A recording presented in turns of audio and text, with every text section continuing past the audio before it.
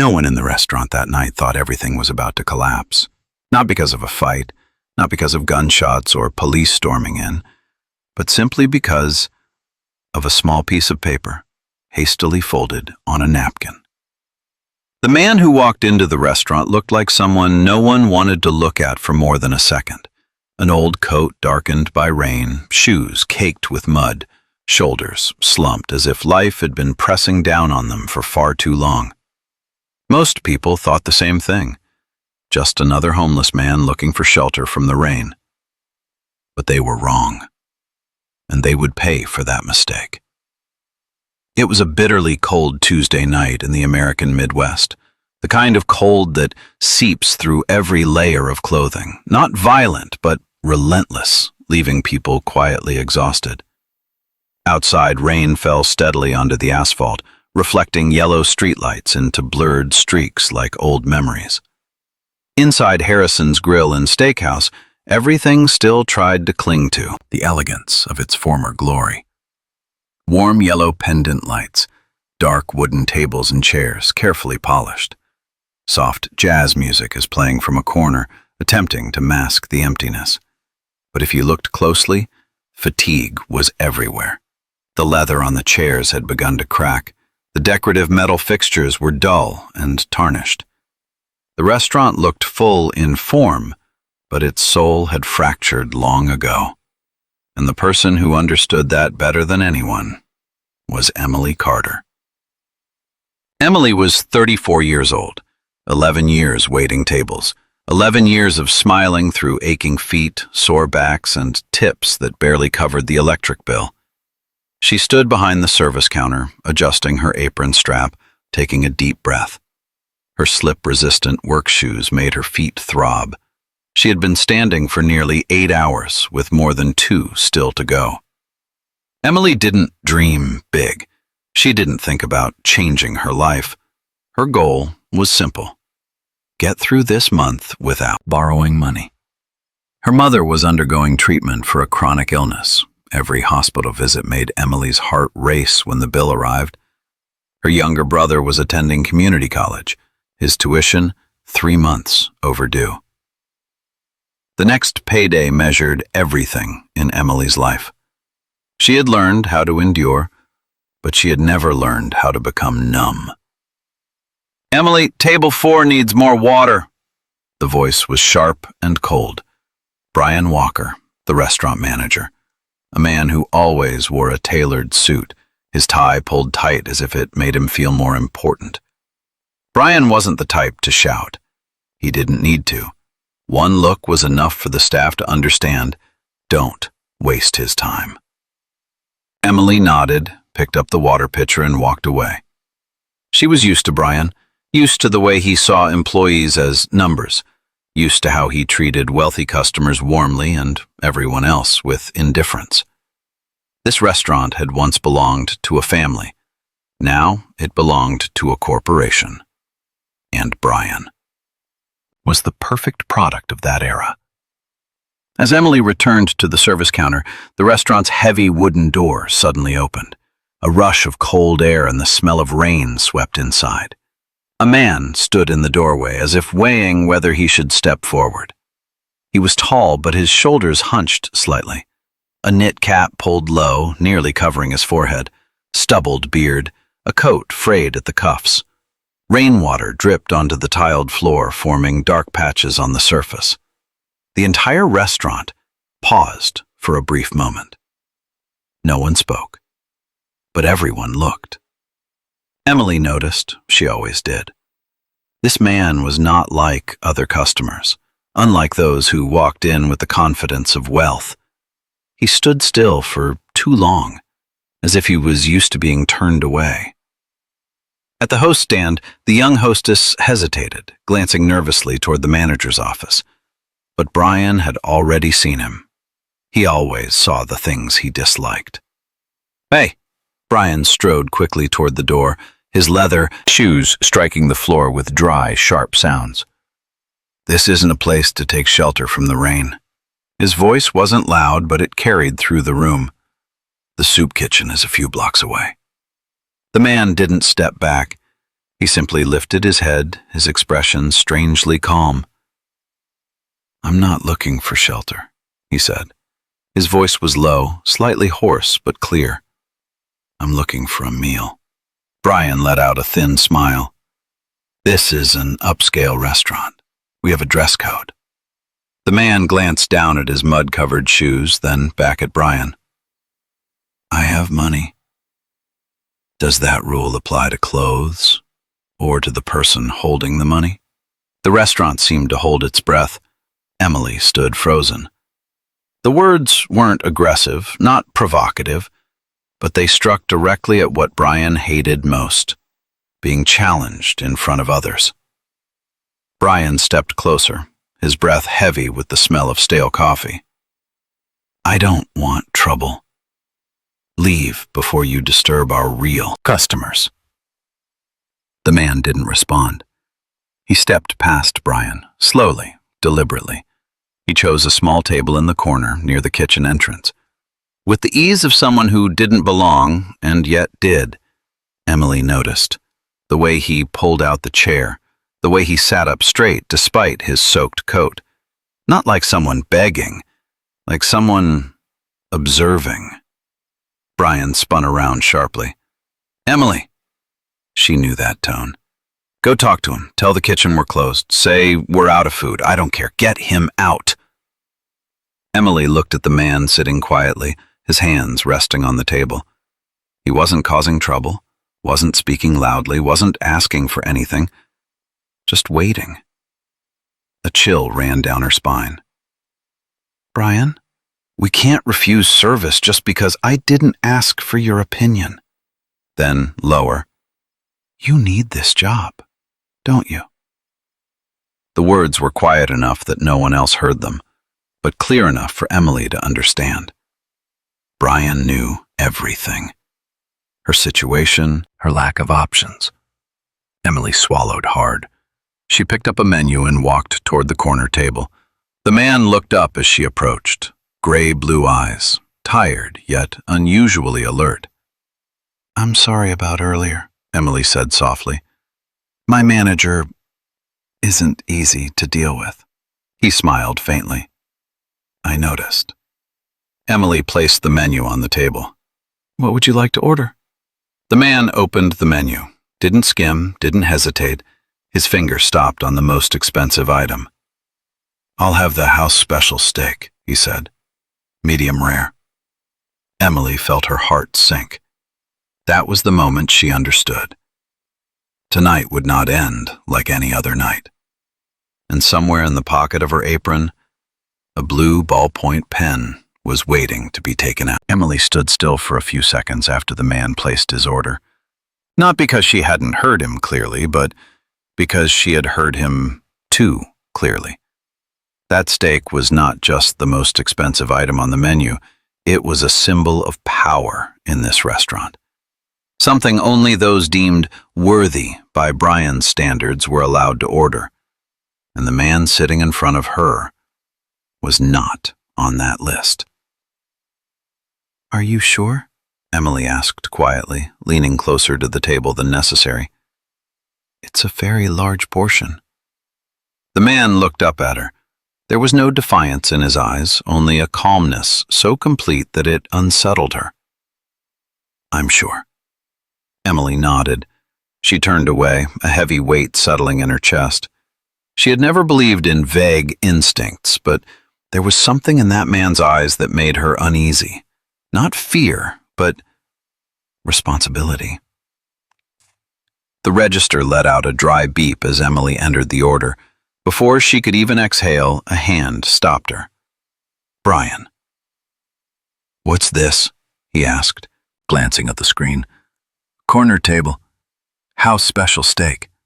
Customer is paying up front." Emily placed the bill on the counter, a crisp $100 note, real beyond any doubt. Brian looked at the bill, then at Emily. He said nothing for several seconds. But Emily knew exactly what was happening. Something in his mind had just shifted. "Fine," Brian said coldly. "Put it in." As Emily turned away, she heard his voice drop, hissing through clenched teeth. But tell the kitchen. Slow it down. She stopped. Brian, I already told you, he cut her off. Let him wait. Let's see how long he lasts. Emily didn't turn back. She was afraid that if she looked Brian in the eye one more time, she wouldn't be able to stop herself from saying something, and losing her job immediately. Harrison's kitchen wasn't large, but it was always loud. Knives striking cutting boards, pans sizzling, the smell of hot grease and sautéed garlic blends. Marco, the head chef, was scraping down the cooktop when Emily handed him the ticket. Corner table. House special steak. Marco glanced at the slip, then at her. That guy? He whispered. I thought Brian kicked him out. No, Emily said. He already paid. Marco shrugged and turned toward the refrigerator. Money's money. He opened the fridge and took out a vacuum-sealed cut of steak, fresh, bright red, perfect. But then, the kitchen door swung open. Brian walked in. Not rushed, not loud. His mere presence was enough to make the air sink. Wait, Brian said. Marco froze. That steak, no need. Marco turned around. What do you mean? Brian didn't answer right away. He scanned the kitchen, his gaze settling near the metal trash bin. There, on a stainless steel tray, lay another piece of meat. A steak that a customer had sent back earlier that afternoon, left at room temperature for over 2 hours. The edges had turned gray. A fly buzzed around it. Emily felt her heart drop straight into her stomach. Use that one, Brian said, as if pointing to a dirty spoon. Marco stood still. Brian, that can't be used. It violates food safety.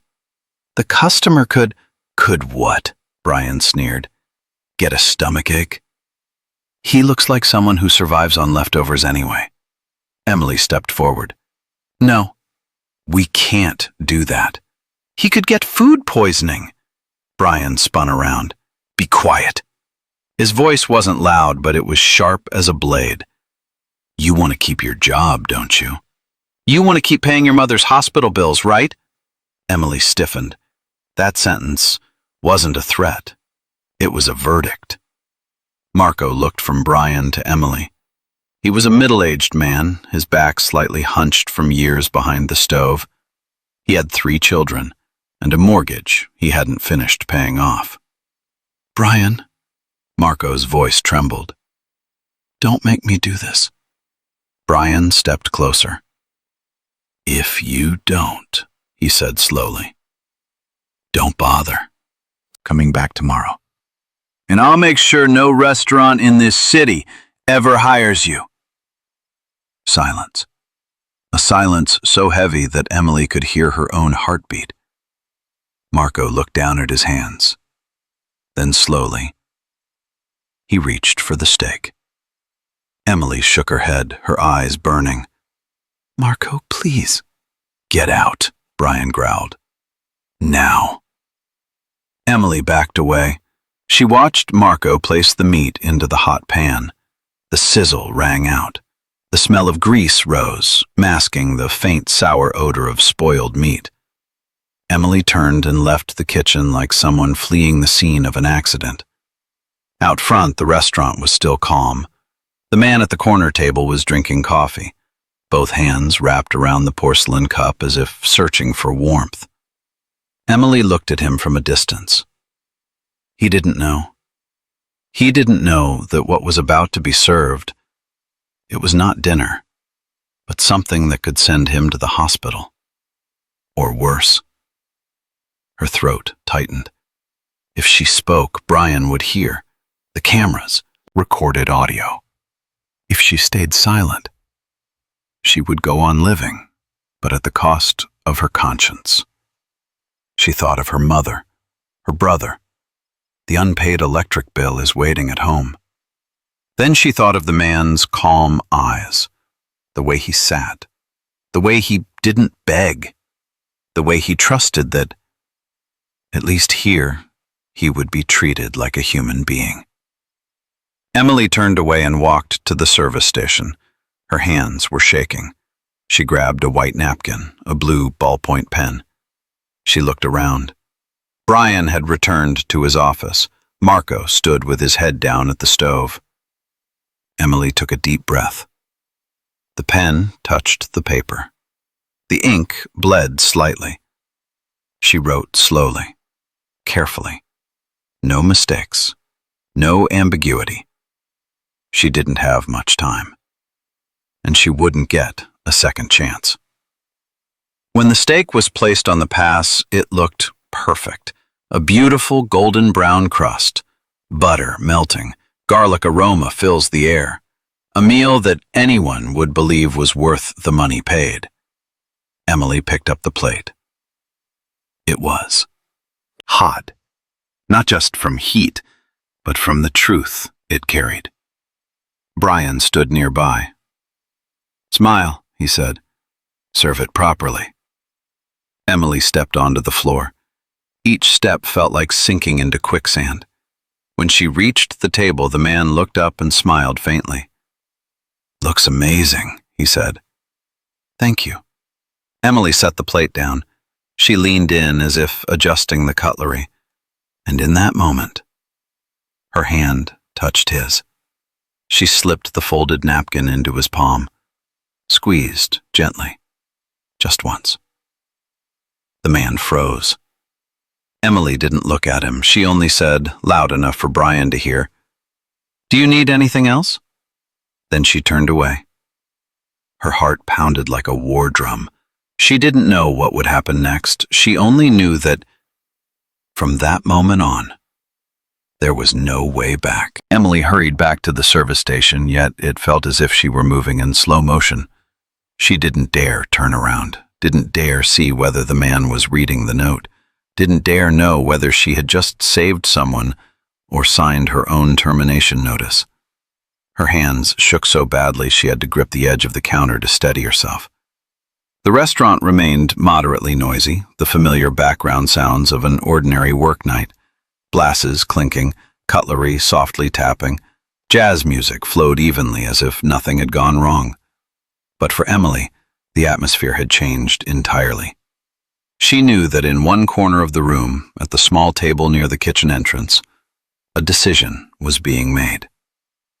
The man sat still. In front of him was a steaming plate of steak, so perfect it almost looked artificial. The rising heat blurred the light above, making the meat appear as if it had stepped out of a glossy advertisement. He picked up the knife, picked up the fork. His movements were calm, unhurried, unhesitating. From the distance, anyone would think he was simply a diner preparing to eat, but inside, he was listening. Not to the sounds of the restaurant, but to the strange sensation in the palm of his hand. The note. He gently closed his fingers, letting the folded napkin rest inside his hand, not opening it yet, not reading it yet. He looked around.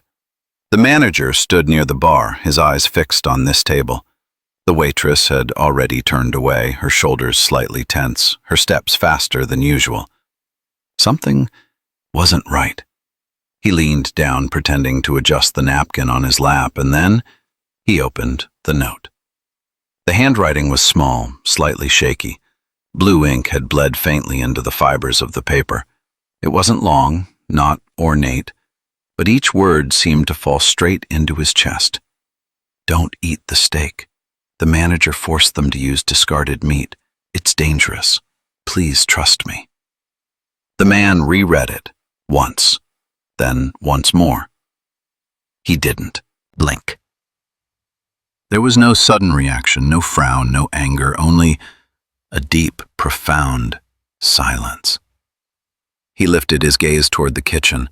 The door was closed, but he could picture what was inside. He had seen enough, heard enough, understood enough. He looked toward the service station. Emily stood there pretending to polish a glass, her hands trembling slightly. She didn't dare look directly, but every so often she glanced over, as if waiting for a sign. In that moment, the man understood one thing with complete clarity. She had nothing to gain from this. No money, no praise, no reward. Only risk. And that made the note more trustworthy than any oath. He took the knife, cut a clean line into the steak. The blade slid smoothly through the meat, too easily. He speared a small piece with his fork and lifted it close to his mouth. Emily held her breath. Her heart pounded so hard her ears rang. She wanted to scream, wanted to rush over, wanted to snatch the plate away, but she did nothing. She had done her part. The rest was no longer hers to decide. The man stopped, just one breath before the meat touched his lips. Then he lowered the fork. No rush, no drama. He rested the fork on the edge of the plate as if he had simply changed his mind. Then he reached for his coffee cup, took a long sip, as if he had just avoided something invisible. Brian Walker noticed the change immediately. He stepped out from behind the bar, a practiced smile on his lips. "Is there a problem?" His voice tried to sound polite. The man looked up. "No," he replied. "I'm just not hungry anymore." Brian frowned. Not eating, but not leaving either. That unsettled him. "Then I can get you a takeout box." "No need," the man interrupted, his voice slightly deeper. "I'd like to speak with the owner." Brian laughed. "You're speaking to the person in charge here." The man met his eyes directly. "Then that's good." His voice wasn't loud, but there was something in its tone that made Brian pause for a fraction of a second. The feeling hard to name, as if he had stepped into deeper water than he expected. The man reached into his coat pocket.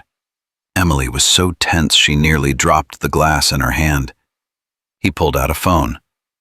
Not an old one, not a cracked screen. A new phone.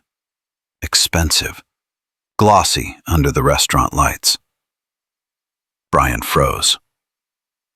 "We don't allow phone use here." The man didn't look at him. He tapped the screen 3 times, then raised it to his ear. Emily felt a chill run down her spine. Not from fear, but from instinct telling her, from this moment on, nothing would go back to the way it was. "Yes," the man said, his voice low, steady, fully controlled. "I'm at the main location." "No, the situation is worse than the report." Brian took a step closer. "Who are you calling?" he asked, impatience creeping into his voice. The man didn't answer. He stood up. In that moment, Emily noticed something strange. He was taller than she had thought. His shoulders are straighter. The way he stood wasn't like someone used to bowing his head. It was as if someone was accustomed to making decisions. Brian reached out, trying to grab the phone. It happened in a flash. The man didn't even need to stand fully. He simply twisted his wrist and held Brian's hand. Not forcefully, not violently, but enough to make Brian's face drain of color from the pain. "Don't," the man said quietly. "This isn't a good idea." Brian yanked his hand back and stumbled a step away. The entire restaurant fell silent.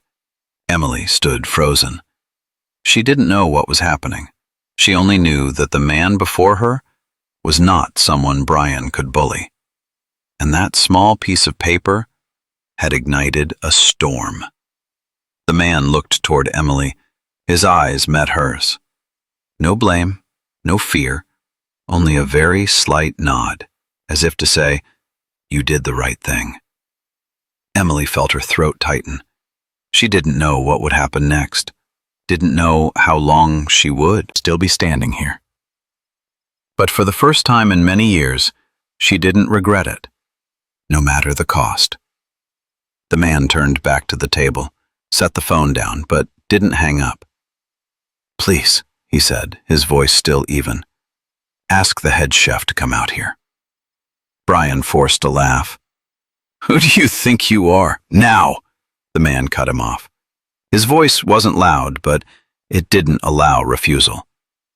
Emily saw Brian hesitate, just one beat, but enough for her to understand.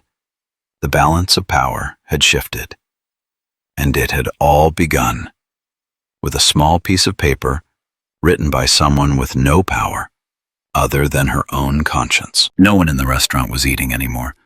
The jazz music was still playing, but it sounded as if it were coming from a very distant place. Glasses on the tables were no longer lifted. Conversations stopped halfway through sentences. All attention was fixed on the small table near the kitchen entrance. The man stood there, back straight, shoulders broad, eyes cold and focused, utterly different from the quiet figure who had sought shelter from the rain earlier that night. The bowed posture was gone. In its place was a presence that demanded attention, whether people wanted to give it or not. Brian Walker felt it more clearly than anyone. He stood less than a meter away from the man, yet the distance had never felt greater. Brian was used to people avoiding his gaze, used to giving orders without explanation, but this time, the eyes facing him did not retreat. "Call the head chef out here," the man repeated slowly. Brian let out a dry laugh. "You making a big deal out of this? It's just a misunderstanding in the kitchen." "No," the man replied. "This is not a misunderstanding." He placed his hand on the table, right beside the untouched plate of steak. His fingers lightly touched the rim of the plate as if marking a piece of evidence. "This is a decision." His voice wasn't loud. It didn't need to be. Brian turned toward Emily, his gaze sharp as a blade. "You." "What did you say to him?"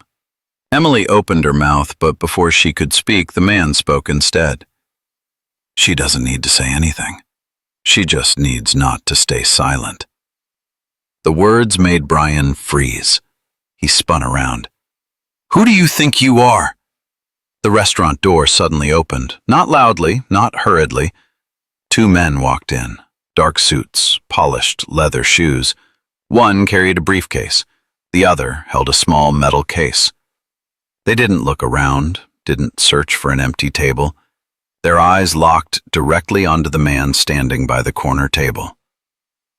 "Sir," the man with the briefcase nodded slightly, just a nod, but enough to shift the gravity of the room. Brian swallowed hard. "Lock the doors," the man said without turning around. "Put up the sign, closed for a private event." The second man complied immediately. The click of the lock echoed, soft yet heavy. Brian's face went pale. "Wait, you can't." The man turned to look at him. For the first time that night, he smiled. Not a friendly smile, but the smile of someone who had been waiting for this moment for a very long time. "You're right," he said. "We need to make everything clear." He looked toward the man with the briefcase. "Begin." The man opened the case, took out a thick stack of files, a tablet, and laid them all on the table. "We've been monitoring this location for 6 months," he said evenly. "Revenue has declined abnormally. Customer complaints are suspiciously low." Brian shook his head. "You've got the wrong person. I just signed." "Falsified reports," the man cut in, sliding a finger across the screen. "Shifted costs into supplier accounts. And concealed losses by cutting safety measures." Brian stepped back. Emily watched the scene, her heart racing. She didn't understand all the numbers, but she understood fear. She had seen it on her own face every time she opened a hospital bill, and now it was clearly written on the face of Brian Walker. "We haven't even talked about tonight's dinner yet," the man by the table continued. His voice dropped. He turned to the chef. "You, come here." Marco stepped out of the kitchen like a man walking toward an execution block. His apron as stained. His eyes were bloodshot from exhaustion and fear. "Did you cook this dish?" the man asked, pointing to the plate of steak. Marco nodded, unable to meet his gaze. "Where did the ingredient come from?" Marco was silent. Brian shouted, "Don't answer! He's setting you up!" The man raised his hand. Brian fell silent. Marco trembled. The meat had been discarded. "The manager ordered me to use it." Emily closed her eyes. She didn't know whether she was shaking from relief or fear for Marco. Brian lunged forward. "You're lying! You're trying to pin this on me!" The man stepped forward, just one step, but Brian stopped as if he had run into an invisible wall. "Sit down," the man said. Brian didn't want to, but he sat down. "Now," the man said, his voice calm to the point of coldness, "we're going to do the simplest thing." He signaled to the man with the metal case. The case was opened.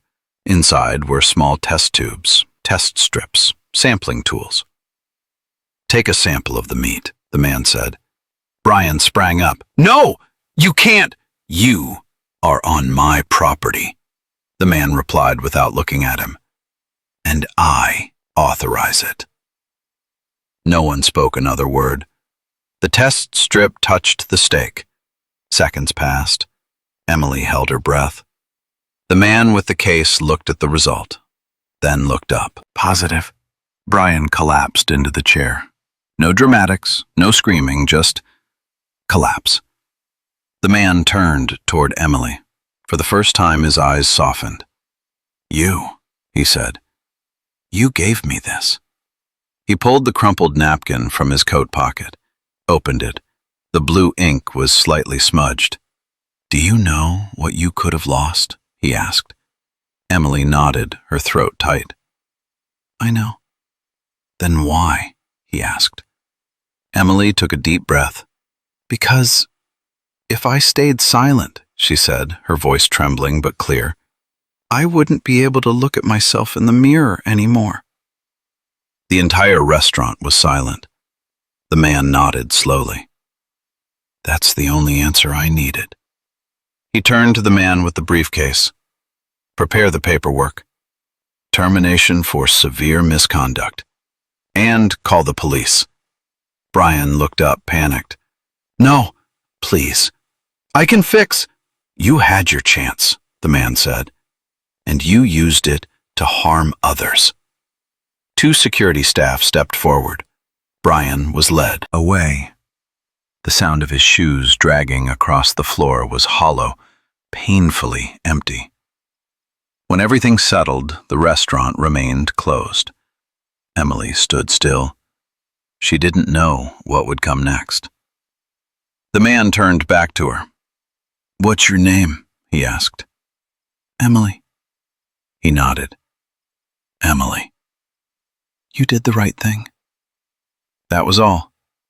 But to Emily, those were the most valuable words she had ever heard. She didn't know that out there, the real storm, it was only just beginning. No one spoke for several minutes after Brian Walker was escorted out of the room. The restaurant was large, yet it suddenly felt overwhelmingly quiet. So quiet that Emily could hear the low hum of the air conditioner above, could hear her own heart pounding, each heavy beat distinct. She stood there, her hand still gripping the edge of her apron, as if letting go would cause everything to dissolve, like waking up from an overly long dream at the end of a night shift. The man standing near the corner table glanced slowly around. His eyes lingered on the empty chairs, the tables where cutlery still lay untouched. Then he let out a long, quiet breath.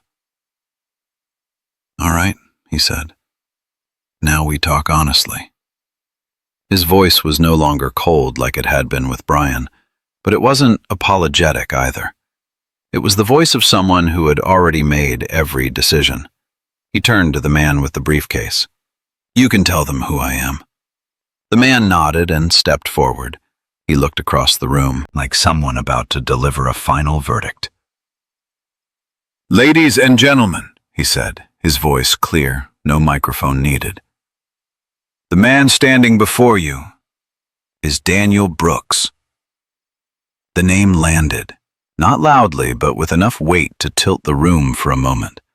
A few diners froze. Another exhaled softly as if the final piece of a puzzle had just clicked into place. The founder of Harrison Hospitality Group. The owner of the restaurant chain of which this location is only a small part. And the person who ordered this undercover inspection. Emily felt her mind go blank. Daniel Brooks. That name. She had heard it before, not often, only in passing, in an old article. A reclusive businessman, no interviews, no public appearances, and now he was standing here, in a worn coat, right in front of her. Daniel stepped forward and looked directly at everyone. I didn't come here to shock anyone, he said.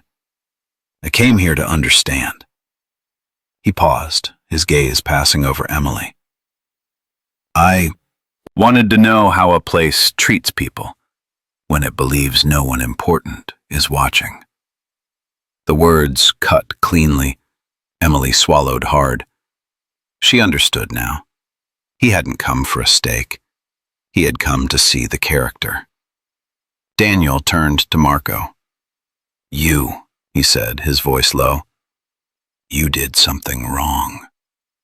Marco nodded, his face drained of color. I know, he said quietly. I'll take responsibility. Daniel studied him for a few seconds. You made the wrong choice, he said. But you didn't make it alone. Marco looked up. I won't let you carry this alone, Daniel continued. You'll cooperate with authorities as a witness. Not as a criminal. Marco collapsed into a chair, burying his face in his hands. Emily saw his shoulders begin to shake. Daniel then turned to Emily. This time, he didn't stand at a distance. He stood very close. You, he said, his voice gentler. What's your name? Emily Carter, she replied. Her voice was quiet but steady. Emily, Daniel repeated, as if committing it to memory. Do you know what you did tonight? Emily shook her head. I didn't want anyone to get hurt. Daniel nodded slightly. Exactly. He took the crumpled napkin from his coat pocket, opened it in front of her. You chose to do the right thing, he said, in a situation where doing the right thing could have destroyed your life. Emily felt her eyes sting. I didn't think about that, she said. If I had thought more, I probably wouldn't have dared. Daniel smiled faintly. The most important decisions, he said, are rarely made through calculation. He turned to the man with the briefcase. Prepare the paperwork. The man opened the case and pulled out a tablet. Emily Carter, Daniel said. How long have you worked here? 11 years, she replied. You know how this restaurant operates? You know what staff need to do their jobs well? You know when a customer doesn't just need food, but needs respect? Emily nodded. I think so. Daniel looked straight at her. Then starting tomorrow, he said slowly, you won't be standing in this position anymore. Emily's heart tightened. She knew that moment would come, one way or another. I understand, she said, forcing calm into her voice. Daniel raised a hand. No, that's not what I mean. Emily looked up. I'm talking, Daniel continued, about giving you responsibility. He looked around the restaurant. This place needs to be rebuilt. Not just the walls and the kitchen, but the culture. He turned back to her. Emily Carter, I want you to become the general manager of Harrison's Grill and Steakhouse. The room went dead silent. Emily felt her head ring. I don't have a management degree, she said. I've never... We can teach spreadsheets, Daniel interrupted. We can hire financial experts. But we can't teach someone how to be human. He folded the tablet closed. And you've proven you have the most important thing. Emily didn't know when she had sat down. She only knew the tears were falling. Not loudly, not in sobs, just spilling over. Why? She asked, her voice catching. Why me? Daniel was silent for a moment, then he spoke slowly. Because tonight, when I was hungry, cold, and completely worthless in everyone's eyes, you were the only person who looked at me like a human being. He leaned closer, lowering his voice so only she could hear. Not everyone can do that when there's no reward in sight. A short while later, the restaurant was fully closed. The staff left quietly, carrying stories that would be told for a long time to come. Emily remained alone, standing in the expansive room. Daniel prepared to leave. Before stepping out the door, he stopped. Emily, he said, your life is about to change. She nodded. I know, she replied. Daniel smiled. No, he said, you don't. Yet. The door closed behind him. Emily stood still, looking around. The same restaurant, the same tables, but no longer the same life. It had all begun with a small piece of paper, and with one decision: not to turn away from her own conscience. The restaurant remained closed for 7 days. Not for renovations, not because of a shortage of ingredients, but because everything inside needed to be rebuilt from the beginning. Emily stood in front of the glass doors on the first morning, keys in hand, the weight heavier than any shift she had ever worked. She was no longer wearing an apron, no longer holding a tray. She wore a simple blazer, hastily bought from a thrift store the night before. It fit loosely at the shoulders, stiff at the collar, and made her feel unlike herself. Emily took a deep breath and inserted the key. The door opened. The familiar sound echoed through the space, but this time she stepped inside in a different role. Inside the restaurant, not all the lights were on yet. Tables draped in white cloth stood neatly arranged as if awaiting judgment. Emily walked slowly, running her hand along the backs of the chairs. She remembered every cracked patch of leather, every table that wobbled slightly if glass was set in the wrong spot. 11 years. She had stood here long enough to know every corner. But knowing was not the same as being in control. Good morning, General Manager. The voice behind her made Emily start. Harrison, the man with the briefcase, had been standing there unnoticed. Immaculate suit, eyes cold, direct, without excess emotion. Emily turned. Good morning, sir. Harrison nodded. We have a great deal of work to do. And very little room for mistakes. Not a threat, just the truth. They began immediately. Ledgers, invoices, reports. The numbers appeared before Emily like a foreign language. Revenue, costs, profit. She had counted cash at the end of shifts, split tips, but this was a different world.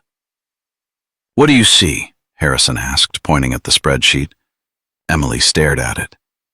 I see that we spend a lot on tablecloth suppliers, she said cautiously. Harrison was silent for a second. Correct. And most of it is fabricated. Emily swallowed hard. She suddenly understood. Brian hadn't just been cruel. He had been stealing. Stealing money. Stealing safety. Stealing even the dignity of the people working under him. At noon, Emily called all remaining staff into a meeting. No podium, no microphone. She stood in the middle of the room. Familiar faces looked at her with mixed emotions: confusion, anxiety, suspicion. Some lowered their heads, some avoided eye contact. Emily understood. Yesterday she had been a co-worker. Today, she was the boss. And not everyone was ready to accept that.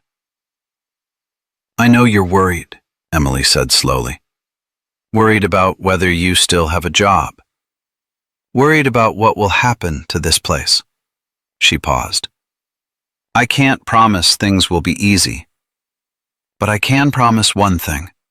She lifted her head and looked at each of them. "No one here will ever be treated like trash again."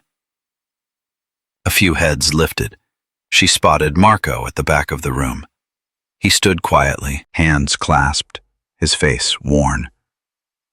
After the meeting, Marco knocked on the office door. "Emily," he said, I know I don't deserve to stay." Emily looked at him. "You did something wrong," she said plainly, "and that doesn't disappear." Marco nodded. "But I also know you were forced," she continued, "and I know you love this kitchen." She stood up. "You have one more chance. Not because I'm lenient, but because I need someone who understands the cost of compromise." Marco looked up. "You won't get a second chance." "Yes," he said firmly. "Never." Emily watched him leave. She knew she had just made her first decision as a leader, and it hadn't been light. On the third day, the news began to spread. Undercover owner exposes restaurant manager. Waitress becomes general manager overnight. Emily's phone wouldn't stop vibrating. Reporters, food blogs, even the invitations she didn't fully understand. She declined them all, not out of humility, but because she wasn't ready to become a story. She was still trying to become worthy. On the fifth day, Emily found an old envelope stuck beneath a desk drawer. Inside were debt papers, a large sum, names that sent a chill across her scalp. Brian owed people he shouldn't have owed. Emily understood then. Brian's dismissal hadn't ended the problem. Someone who loses everything doesn't always walk away quietly. She locked the envelope away, made notes, informed Harrison. Leadership, she realized, wasn't just about keeping things running. It was about standing in the storm and not turning away. On the seventh day, the restaurant reopened. No banners, no celebration. Just lights coming back on. The smell of fresh food. Staff standing in their proper places. Emily stood at the entrance and took a deep breath. She didn't know how the night would go. I wasn't sure if customers would return. But she knew one thing. This time, no one in this room had to be afraid of losing their job. She stepped onto the floor. And for the first time in her life, Emily Carter wasn't just serving a restaurant. She was protecting it. The reopening night was not what Emily had imagined. There were no fireworks, no long speeches, just warm lights gradually filling the newly refreshed space, the scent of butter and herbs drifting from the kitchen, and the sound of the first guest's footsteps on the wooden floor. Yet in that seemingly peaceful moment, Emily felt a cold wave slide down her spine. Not a vague premonition, but the vigilance of someone who had learned that every silence has a reason. She stood at the host's stand, adjusting the collar of her blazer. Across the room, Marco was coordinating the kitchen with a level of focus she had never seen before. Familiar faces of longtime staff mixed with a few new ones, all tense but determined. "Are we good?" Marco asked when Emily stepped into the kitchen for one final check. "We're good," she replied, "but don't rush. Safety first." Marco nodded. He understood. They all did. Exactly at 7 p.m., the doors opened. Guests began to enter. Couples, small, groups. The few familiar faces returned, more curious than hungry. Emily moved between the tables, unhurried. She wasn't trying to impress. She wanted to create a sense of safety. But then, near the entrance, there was a strange movement. A man wearing a hood stood close to the door, neither coming in nor leaving. His eyes darted quickly, not at tables, not at menus, only at the walkways. Emily paused for half a beat. He didn't appear to be a customer, didn't look like someone waiting for anyone. He looked like someone is counting time. "Jenny," Emily quietly called to the hostess. "Are you okay?" Jenny nodded, but her eyes trembled slightly. "Sis, that man?" Emily raised a hand, signaling silence. "I see him." She didn't panic, didn't call security right away. She watched. The hooded man took one more step forward. His hand slipped into his jacket pocket. Emily felt her heart pound. Then he pulled out a large glass jar. In the instant the light hit it, Emily saw clearly. Inside were hundreds of live cockroaches. Time seemed to freeze. She understood immediately. Not a robbery, not violence. This was a subtle form of destruction. If that jar shattered on the floor during peak hours, the restaurant would be shut down. The media would tear it apart. Its reputation, the thing Emily had just rebuilt, would vanish overnight. And only one person would benefit from that: Brian Walker. "No," Emily whispered, almost to herself. She stepped forward. She didn't run, didn't shout. She walked straight up to him. "Excuse me," she said, her voice loud enough to mask the tension. "Are you looking for someone?" He flinched. A flash of panic crossed his eyes. "Get out of my way," he snarled. "I don't want to hurt you." Emily didn't move. She looked straight at the jar. "Not in my house," she said, her voice low but firm. He sneered. "Mr. Bryan sends his regards." And he lifted the jar. Emily didn't think. She lunged forward, not to strike, not to shove. She grabbed the jar, both hands clamped tightly around the glass. The jar shook violently. Nearby guests began to turn. A murmur spread. "Let go!" he roared. "No," Emily replied through clenched teeth. She wasn't stronger than him, but she was more determined. She twisted her wrist, using his own force to pull the jar toward herself. The glass slipped in her hands, almost fell. One more second, and everything would have been over. "That's enough." A deep, steady voice rang out right behind them. A hand, like a steel clamp, seized the hooded man by the collar and yanked him backwards. It was Mr. Henderson, the regular who often sat at the bar. An older man, broad-shouldered, with cold eyes. "We don't do this here," he said, his voice a low growl. The attacker lost his balance and fell back. Emily held onto the jar, her heart racing. Seconds later, two other men appeared from the far end of the room. They wore no uniforms, drew no attention, but their movements were quick and precise. Security. The saboteur was restrained and dragged straight out the back door. Guests witnessed only a brief moment of chaos, then everything was quiet again. Emily stood still, the jar held tightly in her arms. Cockroaches scurried inside, but she no longer felt disgust. Only relief. Applause broke out, slow, steady. Emily turned. At table 6, the table that had gone unreserved all evening, a man stood up. No more worn coat, no knit cap, a perfectly tailored dark blue suit. The familiar eyes, now completely unhidden. Daniel Brooks. He clapped once more. "Excellent," he said. Emily felt her legs go weak. Daniel stepped closer, gently took the jar from her hands, and passed it to a server. "Dispose of it," he said briefly. Then he turned back to Emily. "Are you all right?" Emily nodded. "I think so." Daniel smiled. "I know you are."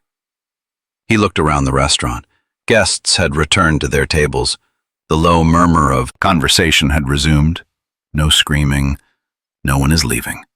Daniel lowered his voice so only Emily could hear. "My father used to say," he said slowly, "the hardest part of this business isn't cooking." Emily listened. "It's keeping the storm outside the door." He glanced toward the entrance, where the door had just closed behind the saboteur. "Tonight," Daniel continued, "you kept it out." Emily swallowed hard. "You didn't just save a restaurant," he said. "You proved that this place has a guardian now." Daniel turned back toward table 6. "General Manager Carter," he said, loud enough for a few nearby guests to hear.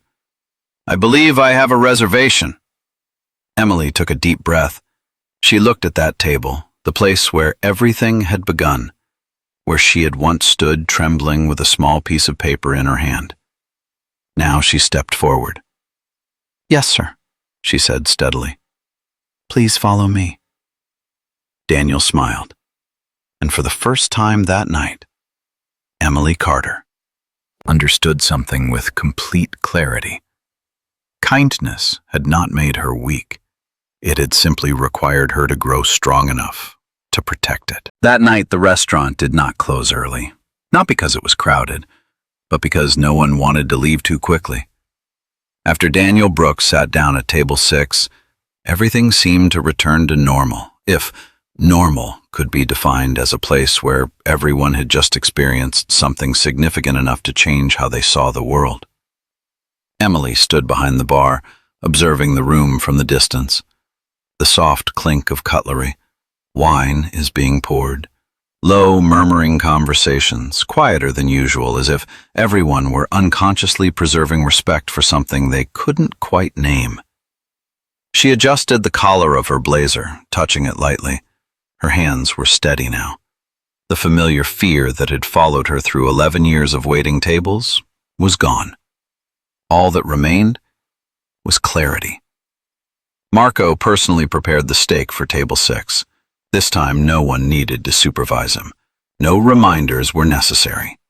He worked slowly, more carefully than he ever had before. When the steak was placed on the table, Daniel didn't eat right away.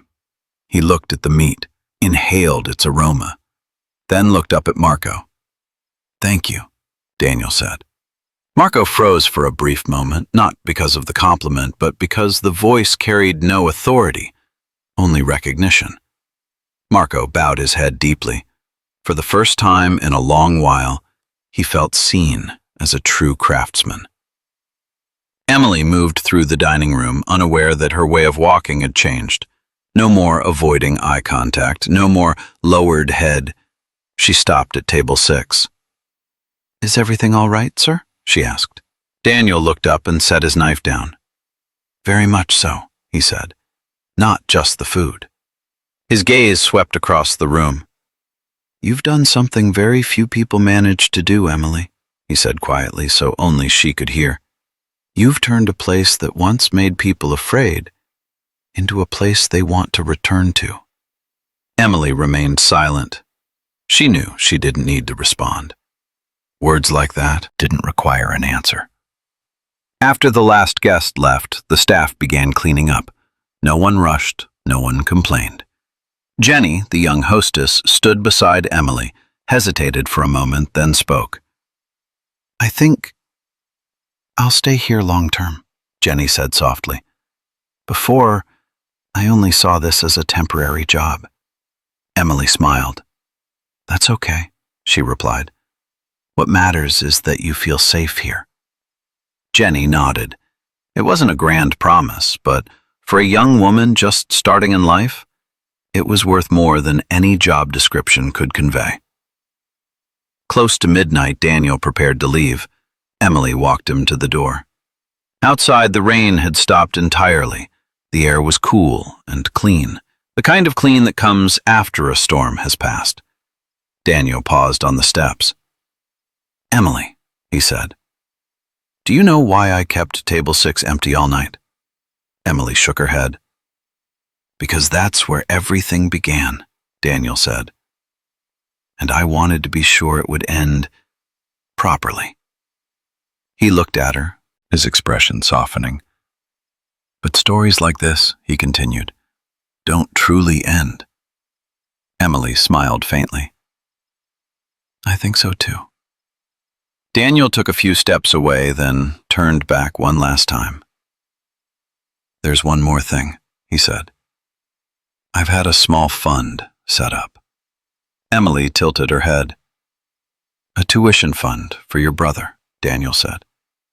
And full health insurance for your mother. Emily froze. Not as a reward, Daniel added immediately. Think of it as an investment. In what? Emily asked quietly. Daniel smiled. In someone who has proven they won't use power to harm others. When the door closed behind Daniel, Emily stood still for a long time. She didn't cry. She didn't laugh. She stood there, taking a deep breath. Her life had changed, not like a fairy tale, not in a single magical moment, but in a way that was slow, steady, and carried responsibility. In the days that followed, the restaurant continued to run steadily. Not every night was perfect. Sometimes they were short-staffed. Sometimes customers complained. But one thing never returned. Fear. No one was afraid of being humiliated. No one was afraid to speak up. Emily often arrived before opening time. She would stand in the middle of the room looking at the tables, the chairs, the lights just coming on. And every time, she thought of that small piece of paper, not as a trophy, but as a reminder. One late evening after the restaurant had closed, Emily sat alone at table 6. She placed her hand on the cool wooden surface. If that day she had stayed silent, if that day she had turned away, she didn't know where her life would have gone. But she knew one thing for sure. Kindness is not weakness. It simply requires far greater courage. Some stories end when the screen goes dark, but there are other stories that only truly begin to live after that. Emily Carter's story was one of them. 3 months after that fateful rainy night, Harrison's Grill and Steakhouse was no longer mentioned as the restaurant that once had a scandal. People called it by a different name. That place? Oh, the place where they treat you like a human being. No slogans were hanging on the walls, no signs declaring moral values, just a feeling that you could walk in, no matter who you were, and not have to hunch your shoulders. Emily still arrived early every morning. She brewed coffee in the kitchen before the staff came in, not out of duty, but because she loved that quiet moment. The empty room, the smell of wood, the soft hum of the air conditioner. She often stood in the middle of the restaurant, coffee cup in hand, and looked around. Some things never appeared in monthly reports. The way a new employee dared to ask questions when they didn't understand.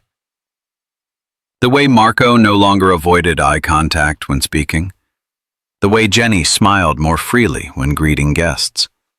Those were invisible metrics, but Emily knew they were what kept this place alive. One Friday afternoon, as the evening shift was about to begin, a man walked in. Not well-dressed, not dirty, just ordinary. He stood awkwardly by the door, holding an old hat in his hands. Emily recognized that look, the look of someone who had been turned away too many times. "Excuse me," he said. I just wanted to ask. Do you need someone to wash dishes here?" Emily didn't answer right away. She looked at him, without judging, without assuming. She asked just one question. "Are you available to work evenings?" The man froze. "Yes," he said, his voice trembling. "Then please come in," Emily said with a smile. "We can talk more." No one applauded. No one witnessed it. But somewhere, a circle had quietly closed. That night, Emily stayed late. She opened the drawer of her desk, took out something she had kept since that day. The napkin. The paper had yellowed, the blue ink had faded, but the words were still there. She didn't keep it as a trophy of victory. She kept it as a gentle warning that if one day she forgot where she once stood, forgot the trembling feeling of having to choose between what was right and what was easy, this piece of paper would remind her. Emily's younger brother graduated, not as valedictorian, not in the news, but he walked onto the stage, received his diploma, and looked out at the audience. There, his mother sat in a wheelchair. Emily stood beside her, applauding. In that moment, Emily realized, not every success needs to be publicly recognized. Some successes only need to be lived. On another evening, Daniel Brooks returned to the restaurant, unannounced, without an assistant. He sat at table 6 as if by habit. Emily brought him water. "You still like this spot?" she asked. Daniel smiled. "No," he said. "I like the people here."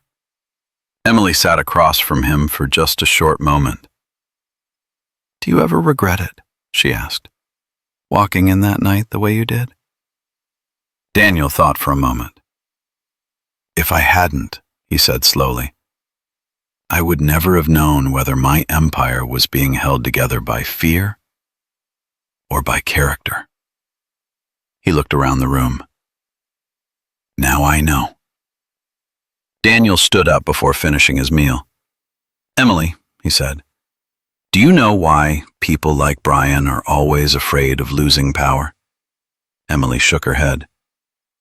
"Because they know," Daniel said, "that without power, they have nothing left to hide who they really are." He paused. "And you," he continued, "even with power, you're still yourself." Late at night, Emily locked the door. She stood before the glass, looking at her reflection. No spotlight, no stage lights.